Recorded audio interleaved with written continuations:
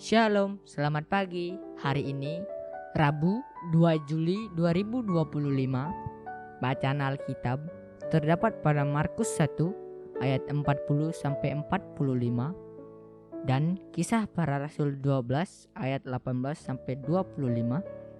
Ayat nats yang pertama terdapat pada Mazmur 138 ayat 6 yang berbunyi, Tuhan itu tinggi, namun ia melihat orang yang hina dan mengenal orang yang sombong dari jauh.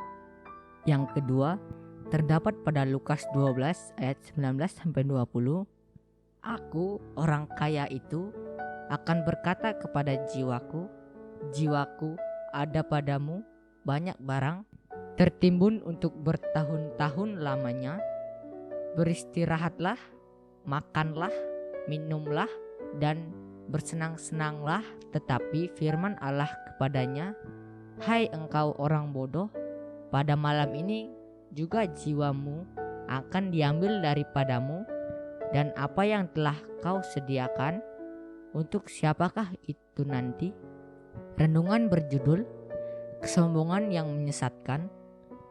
Tragedi tenggelamnya kapal Titanic seringkali dikaitkan dengan kesombongan Thomas Andrews, sang perancang kapal tersebut dengan ukuran terbesar dan teknologi paling mutakhir pada masanya.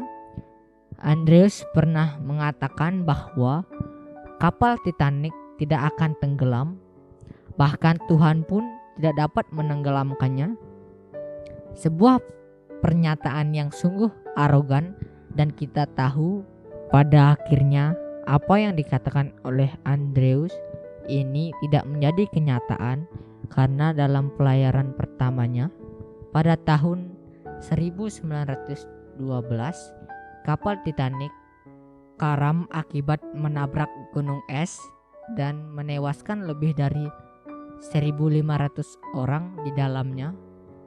Daud dalam Mazmurnya mengatakan bahwa Tuhan mengenal orang yang sombong dari jauh. Dengan kata lain, Tuhan memperhatikan kesombongan manusia dan ia membenci sikap meninggikan diri seperti itu. Sebaliknya, Daud menyatakan syukurnya kepada Tuhan melalui puji-pujian karena ia sadar bahwa kekuatan dan keselamatan serta segala yang dimilikinya berasal dari Tuhan.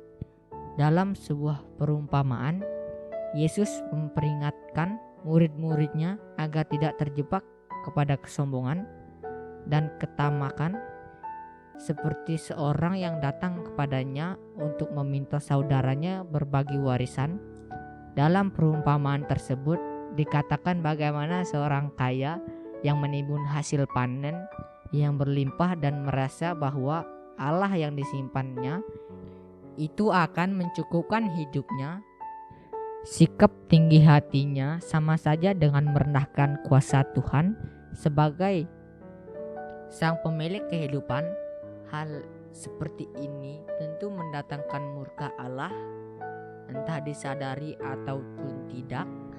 Manusia kerap kali menggantungkan hidupnya kepada apa yang dimiliki, seperti harta, kedudukan, gelar, dan lain sebagainya. Padahal kita dipanggil untuk hidup dalam kerendahan hati, bukan dengan meremehkan diri sendiri, tetapi dengan mengakui bahwa semua yang kita miliki adalah pemberian Tuhan. Kekayaan, kekuasaan, bahkan kehidupan itu sendiri bisa lenyap dalam sekejap. Tetapi hati yang rendah, yang bergantung kepada Tuhan, akan dituntun olehnya agar tidak tersesat. Oleh Vikaris Kadek Dwi Prayoga Aditya, doa, ajarlah aku untuk selalu bersyukur dan rendah hati, ya Tuhan, sehingga aku tidak tersesat dalam kesombongan dan ketamakan dunia. Amin. Saya Apri Widya Asih Singaraja. Salam bumi bersukacita dalam damai sejahtera. Terima kasih.